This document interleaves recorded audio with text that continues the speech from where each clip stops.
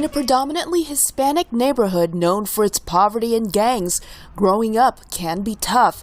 That's especially true for Garfield High School student Marco Antonio Aguilar. My freshman year, everything went bad. I hated the school. Aguilar says he had the wrong friends, often skipped school, and even got into fights.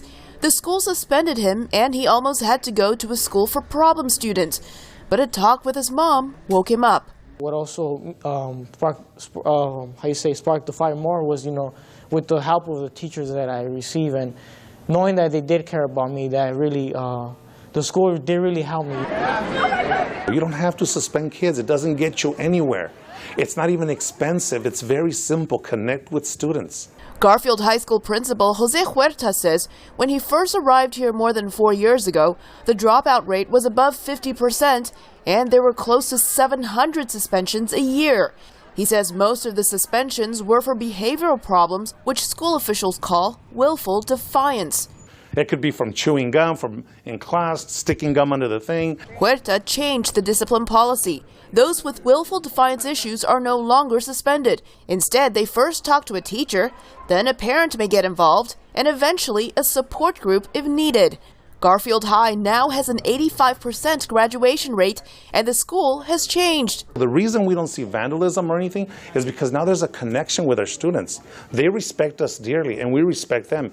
And I tell them I love them. Every time we have an assembly, remember guys, I love you, and we love you.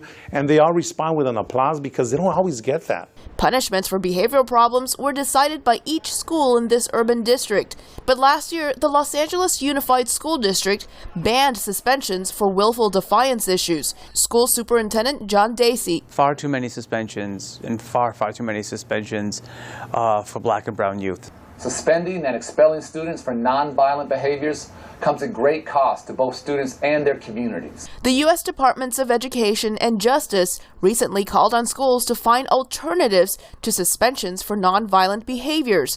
Dan Lowson of the Civil Rights Project at UCLA says, while 60% of secondary schools in the U.S. do not have high suspension rates, those who do are often in poor Black or Latino neighborhoods. The schools that suspend high numbers of kids, they don't have better achievement, and they don't have better graduation rates. United Teachers Los Angeles President Warren Fletcher says, while suspending a student should never be a first option, taking the option away completely is not the solution either.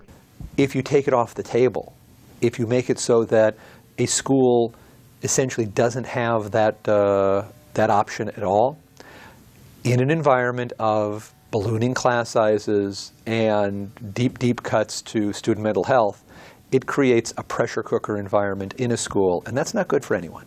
While the number of suspensions nationwide seems to be decreasing, many educators say a more permanent solution is to pair changes in discipline with more funding to provide support for the students so they can succeed like Aguilar, who plans to go to college when he graduates this year.